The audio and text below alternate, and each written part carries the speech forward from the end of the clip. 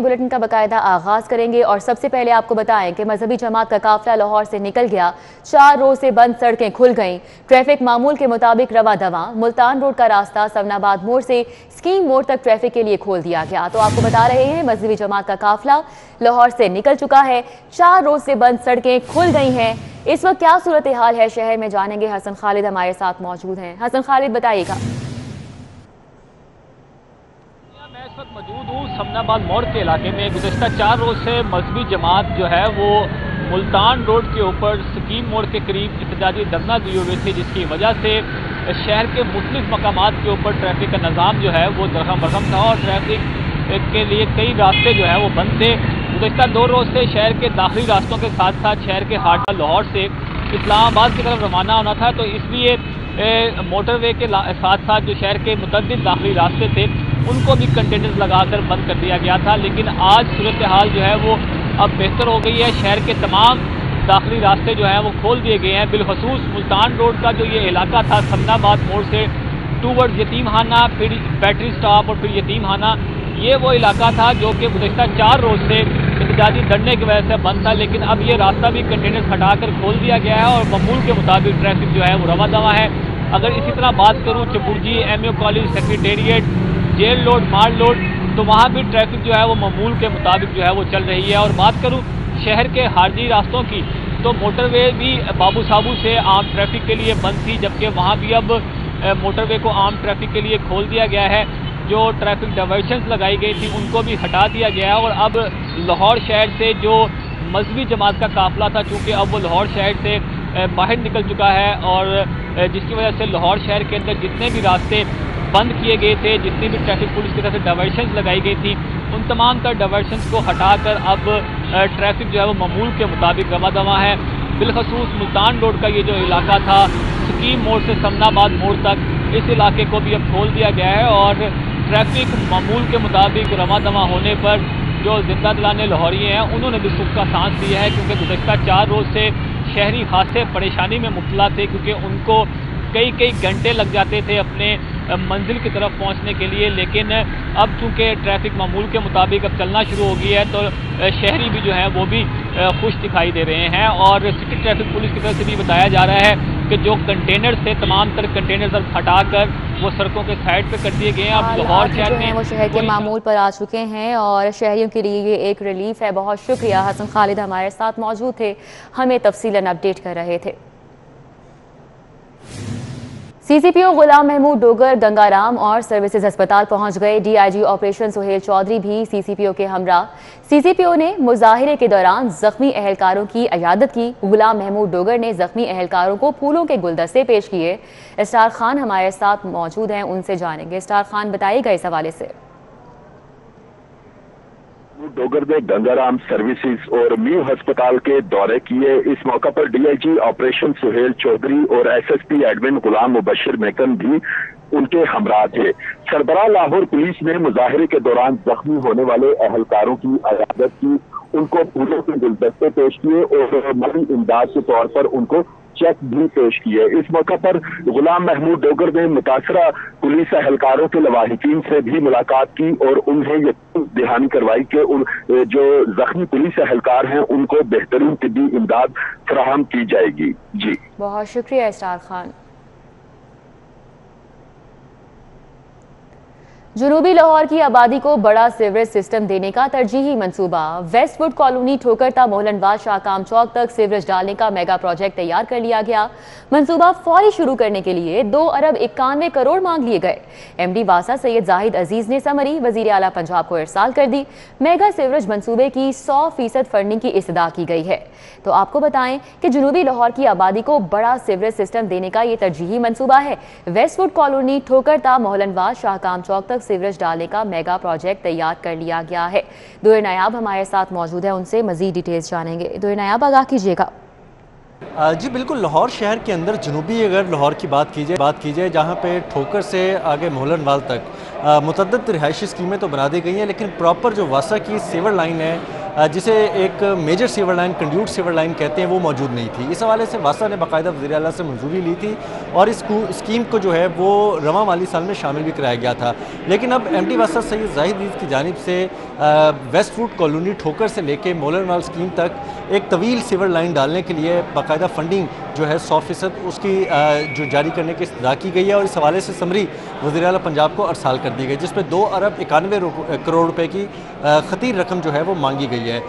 इससे ये conduit sewer line बिछाई जाएगी जो कि एक हैवी सीवर लाइन होगी और इससे ठोकर से लेकर मोलनवाल स्कीम तक की जितनी भी दरमियान में आने वाली रिहायशी स्कीमें हैं उनके सीवरेज का मसला भी हल होगा और इस हवाले से जनूबी पंजाब में जो पानी का सीवरेज के वाटर का जो बल्क फ्लो है वो भी बेहतर होगा। इस स्कीम के अंदर जो है वो एक पंपिंग स्टेशन भी है जो मोलनवाल में बनाया जाएगा 175 क्यूसिक फिट का, और उसको भी शामिल किया गया और इस हवाले से समरी में तमाम तर अप्रूवल्स और हाउसिंग की जो ब्रीफिंग थी वो भी लगा के वज़ीर आला से इस्तदा की गई है कि इसको आइंदा कैबिनेट की स्टैंडिंग कमेटी बराए फाइनेंस और डेवलपमेंट में रखा जाए ताकि 100% फंडिंग के साथ मनसूबे पर बाकायदा आगाज़ हो सके और उसकी मंजूरी भी हो और पंजाब फंडिंग को जारी कर सके। जी बहुत शुक्रिया नायाब। T20 वर्ल्ड कप का बड़ा टाकरा कल होगा। पाक भारत मुकाबला शायकीन पुरजोश हैं। शाहीन भी भारतीय सूरमाओं को दबोचने के लिए तैयार हैं। शादाब, अम्माद और शाहीन भारत की विकेटें उड़ाएंगे।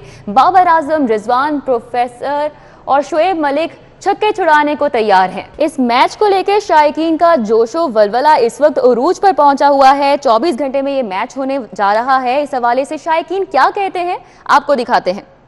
हमारे अपने जो है क्रिकेटर्स बहुत अच्छे हैं, जैसे बाबर आजम है, हफीज़ है, हमारी अपनी बहुत अच्छी और स्ट्रॉन्ग टीम है, तो इंशाल्लाह हम ही जीतेंगे। दुआ है कि पाकिस्तान विन करे, पूरे पाकिस्तान की दुआ है कि पाकिस्तान विन करे। हमारी विश होती है कि हमारा पाकिस्तान ही जीते हर दफ़ा और फैमिली के साथ देखेंगे और इंजॉय भी करेंगे। इंशाल्लाह पाकिस्तान की सारी टीम ही बैलेंस है, यंग टैलेंट है, तो ज़्यादा जो है इंशाल्लाह आसिफ भाई जो है ना अच्छा परफॉर्म करेंगे और पाकिस्तान के लिए जीत के लिए अपना अहम किरदार अदा करेंगे। हम बहुत ज़्यादा एक्साइटेड हैं कि पाकिस्तान का मैच है और हम इसलिए बड़े खुश भी हैं कि पाकिस्तान इंडिया का मैच है काफ़ी देर के बाद और इंशाल्लाह पाकिस्तान जीतेगा। और हमारे क्लब के मोहम्मद आसिफ और बाबर आजम, मोहम्मद रिजवान और बॉलर में शहनशाह अफरीदी सारे बहुत अच्छे हैं, तो इंशाल्लाह पाकिस्तान जीतेगा। हाफिज शहबाज इस वक्त हमारे साथ मौजूद हैं, उनसे बात कर लेते हैं। हाफिज शहबाज बताइएगा क्या जो है इस वक्त प्रेडिक्शन की जा रही है, कैसा होने वाला है कल का मैच? दोनों ही टीमों का जो है जोशो जज्बा हर तरफ उरूज पर है और खास में जब इंडिया पाकिस्तान का मैच होता है, वो हॉकी हो क्रिकेट हो, उसका एक अपना ही टेस्ट होता है, उसका अपना ही प्रेशर होता है दोनों तरफ से। अगर इस वक्त तक जो इतलात मौसूल हो रही हैं दुबई से, क्योंकि 12 रुकनी टीम जो है उसका ऐलान कर दिया गया है और उसमें हैदर अली और आसिफ अली दोनों ही शामिल किए। बाबर आजम ने प्रेस कॉन्फ्रेंस भी की है और उनका कहना था कि हमारी तैयारियां जो है मुकम्मल है और कोशिश करेंगे कि इस मरतबा हम पैनिक ना हो और कोशिश करेंगे कि अच्छा परफॉर्म करें। उनका ये भी कहना था कि पूरी तैयारी के साथ वो आ रहे हैं, उन्होंने एक एक खिलाड़ी को रीड किया है और इसके अलावा शोएब मलिक और मोहम्मद हफीज के आने के बाद पाकिस्तान का जो मिडिल ऑर्डर था जिसमें कहा जा रहा था कि वो इतना परफॉर्म नहीं कर रहा, उसमें अब खासा एक्सपीरियंस भी शामिल हो गया है, तो कोई ये है कि उनके ऊपर भी प्रेशर जो है ऊपर टॉप ऑर्डर पे कम होगा। और इस मैच के हवाले से अगर बात करें, टॉस जो है इस मैच में खासा वाइटल होगा क्योंकि सेकंड टाइम वहाँ पे थोड़ी सी ऑफ भी होती है जिसकी वजह से बॉलिंग करना सेकंड टाइम मुश्किल होगी। जो टीम पहले टॉस जीतेगी उसकी कोशिश यही होगी कि वो पहले बॉलिंग करे ताकि बाद में से बैटिंग में आसानी हो। और एक बड़ा मैच है, बाबर आजम को ये भी कहना था कि कोशिश होगी कि हम अगर पहले बैटिंग करते हैं तो 200 से ज्यादा रन करें और अगर इंडिया पहले बैटिंग करता है तो उनकी कोशिश थी कि कहना था कि कोशिश करेंगे कि एज अर्ली एज पॉसिबल उनको आउट किया जाए। और इस वक्त अगर हम वर्ल्ड कप की तारीख देखें तो वर्ल्ड T20 या वर्ल्ड कप पाकिस्तान इनमें कभी इंडिया से जो है नहीं जीत सका। सिर्फ ICC चैंपियंस ट्रॉफी में पाकिस्तान ने जरूर इंडिया को बीट किया है, तो अब ये एक अच्छा मौका है पाकिस्तान के पास कि अपनी जो परफॉर्मेंसेज हैं उसको दिखाएं और कोशिश कामयाबी हासिल करके जो तारीख है उसको बदलने की कोशिश करें। अगर इस वक्त तक मौजूदा फॉर्म देखें बाबर आजम या विराट कोहली के हवाले से, दोनों के हवाले से बात की तो बाबर आजम की फॉर्म इस वक्त खासी बेहतर है बनिस्बत विराट कोहली के। और जो पंडित हैं क्रिकेट पंडित, उनका भी ये कहना है कि कप्तानी जो है बाबर आजम को खासी राहत आई है। और इस वक्त अगर विराट कोहली के हवाले से बात की जाए तो क्रिकेट पंडित का ये कहना है कि कप्तानी विराट कोहली को इतनी रास नहीं आई और जब से वो कप्तान बने उनकी थोड़ी सी परफॉर्मेंस डाउन अंडर है, तो ये एक जरूर है इस वक्त। और मैच के हवाले से अगर बात करें तो मजबूती तौर पे बड़ा बैलेंस मैच होगा और जो भी टीम उसमें अपना प्रेशर जो है सस्टेन करने में कामयाब हो जाएगी, कामयाबी उसी को मिलेगी।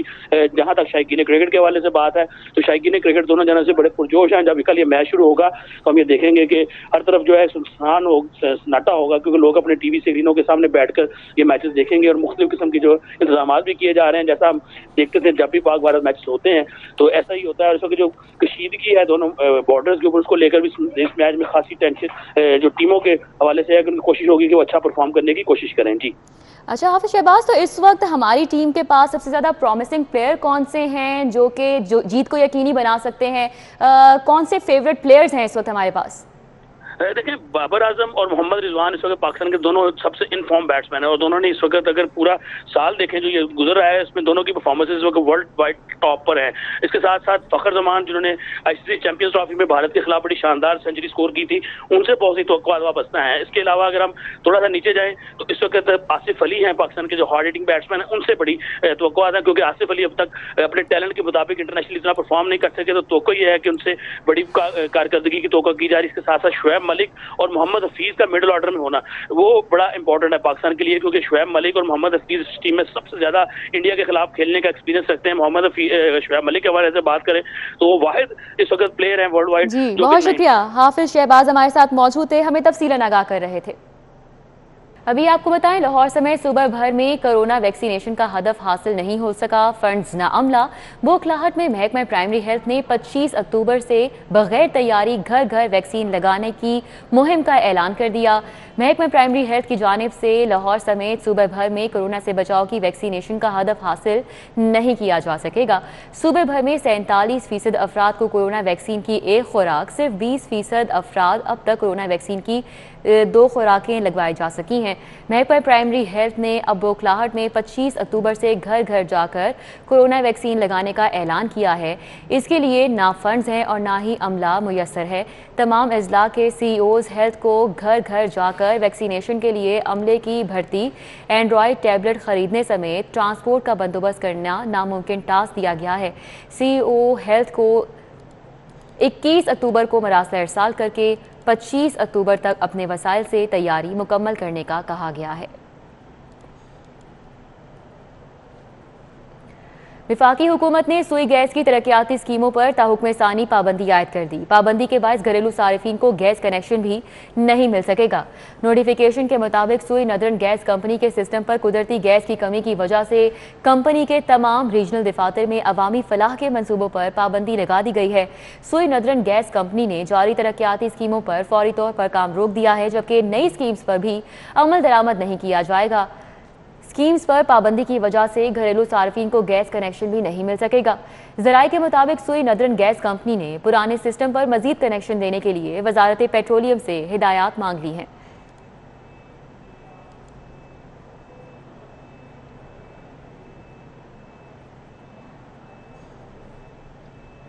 खराब फर्नीचर देने और तब्दील ना करने के केस का फैसला सुना दिया गया। सारिफ अदालत ने 1,35,000 रुपए की डिग्री जारी कर दी। फर्नीचर हाउस के मालिक को मुद्दई मुकदमा को फौरी हर्जाना अदा करने का हुक्म। अदालत में सब्जाजार के मोहम्मद आबिद ने हर्जाने का दावा दायर किया था, जिसमें उसने जीएम फर्नीचर मजंग चुंगी के मालिक को फरीक बनाते हुए मौक़िफ़ इख्तियार किया कि उसने घर के लिए नया फर्नीचर खरीदा जिसकी 10 साल की वारंटी दी थी। उसने फर्नीचर को घर में इस्तेमाल किया तो 2 माह में ही फर्नीचर जगह जगह से टूटना शुरू हो गया। उसने फर्नीचर हाउस के मालिक से एहतजाज किया, लेकिन उसने बात सुनने से इनकार कर दिया, जिससे वो ज़हनी अजियत में मुब्तला हुआ। सारिफ अदालत के जज मोहम्मद वसीम अफजल ने समाअत के बाद दरख्वास्त गुजार के हक में डिग्री जारी कर दी।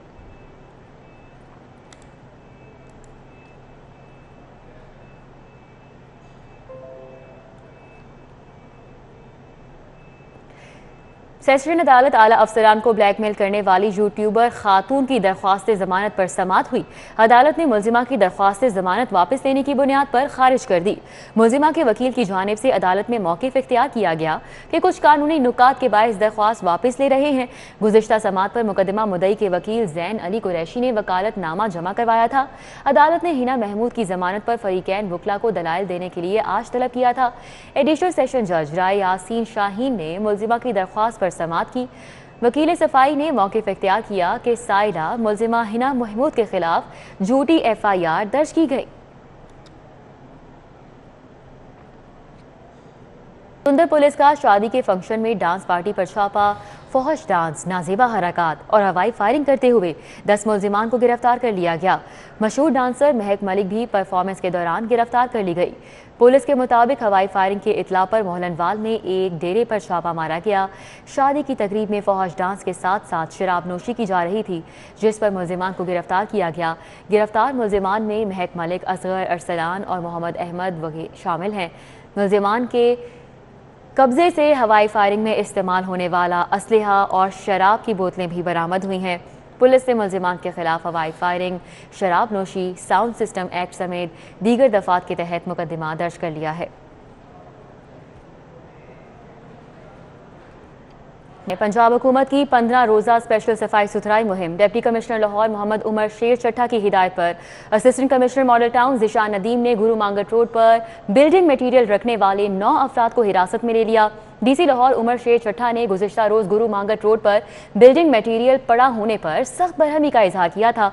गुलबर्ग में जानवरों के सेल पॉइंट बनाने वालों के खिलाफ भी सख्त कार्रवाई का हुक्म दिया था। Assistant commissioner model town Zeeshan Nadeem ने LWMC की मशीनरी के जरिए बिल्डिंग मटीरियल उठवाया। हिरासत में लिए गए 9 अफराद को मुतल्लिका थानों में भिजवा दिया गया। AC model town Zeeshan Nadeem ने कहा कि शाहराहों के फुटपाथों पर सामान रख कर कारोबार करने की इजाज़त नहीं है। मराका और हल्लोकी में स्पोर्ट्स ग्राउंड बनाने का ये मामला है। पंजाब लिक्विडेशन बोर्ड ने ग्राउंड के लिए जगह देने का केस बोर्ड में रख दिया। पंजाब लिक्विडेशन बोर्ड ने मराका और हल्लोकी में स्पोर्ट्स ग्राउंड बनाने के लिए जगह देने का केस बोर्ड में रख दिया है। लिक्विडेशन बोर्ड अगले हफ्ते नए प्ले ग्राउंड्स बनाने और जगह की मंजूरी देगा। महकमा स्पोर्ट्स ने लिक्विडेशन बोर्ड से ग्राउंड के लिए जगह मांग रखी है। महकमा स्पोर्ट्स हल्लोकी में घुड़सवार ग्राउंड बनाने के लिए समरी इरसाल की थी। महकमा स्पोर्ट्स ने मराका में मल्टी पर्पस ग्राउंड बनाने की समरी भी इरसाल की थी। सेक्रेटरी स्पोर्ट्स फवाद हाशिम रब्बानी के मुताबिक इन दिनों ग्राउंड पर 1.5 अरब रुपए लागत आएगी। जगह मिलते ही इन दोनों ग्राउंड पर काम शुरू कर दिया जाएगा।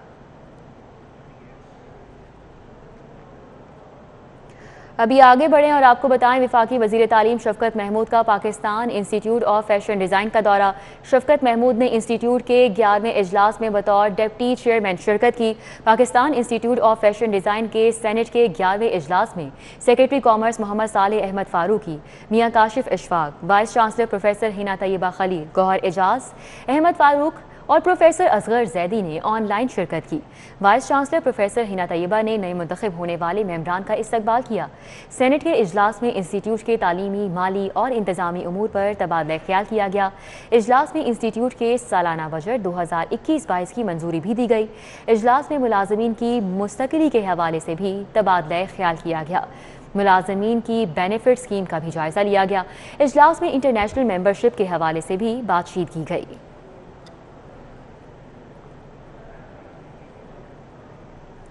अभी आगे बढ़े और आपको बताएं, गवर्नमेंट कॉलेज यूनिवर्सिटी में इंटरमीडिएट दाखिलों के लिए टेस्ट का इनेकाद। यूनिवर्सिटी 2 रोज़ में 15,000 तलबा का टेस्ट लेगी। गवर्नमेंट कॉलेज यूनिवर्सिटी में इंटरमीडिएट दाखिलों के लिए टेस्ट का आगाज़ हो चुका है। इंटरमीडिएट में दाखिलों के लिए टेस्ट 2 रोज़ तक जारी रहेंगे। पहले रोज़ vice chancellor professor doctor Asghar Zaidi ने GCU टेस्ट सेंटर का दौरा किया। वाइस चांसलर के मुताबिक यूनिवर्सिटी 2 रोज़ में 15,000 तलबा का टेस्ट लेगी। मैट्रिक में नंबरों की भरमार के बायस GCU ने एंट्री टेस्ट का फैसला किया। टेस्ट पास करने वाले तलबा के इंटरव्यूज़ भी होंगे।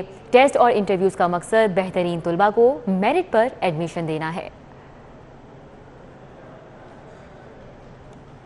अंजुमन ताजरान लाहौर की क़यादत का लाहौर चैम्बर ऑफ कॉमर्स का दौरा। खालिद परवेज़, अब्दुल रज़ाक बब्बर और मुजाहिद मकसूद भट्ट ने लाहौर चैम्बर की नौमुंतखब क़यादत को मुबारकबाद पेश की। मुलाकात में लाहौर की तमाम मार्केट्स के सदूर और जनरल सेक्रेटरीज ने भी शिरकत की। इस मौके पर सदर लाहौर चैम्बर मियाँ नुमान कबीर, सीनियर नायब सदर मियाँ रहमान अजीज़, नायब सदर हारिस अतीक भी मौजूद रहे। लाहौर चैम्बर की नौमुंतखब क़यादत ने लाहौर की ताजिर बरादरी का शुक्रिया अदा किया। ताजिर बरादरी की क़यादत ने लाहौर की मार्केट्स को दरपेश मसाइल से आगाह किया। मुजाहिद मकसूद भट्ट का कहना था कि अंजुमन ताजरान का किसी सियासी जमात से कोई ताल्लुक नहीं है।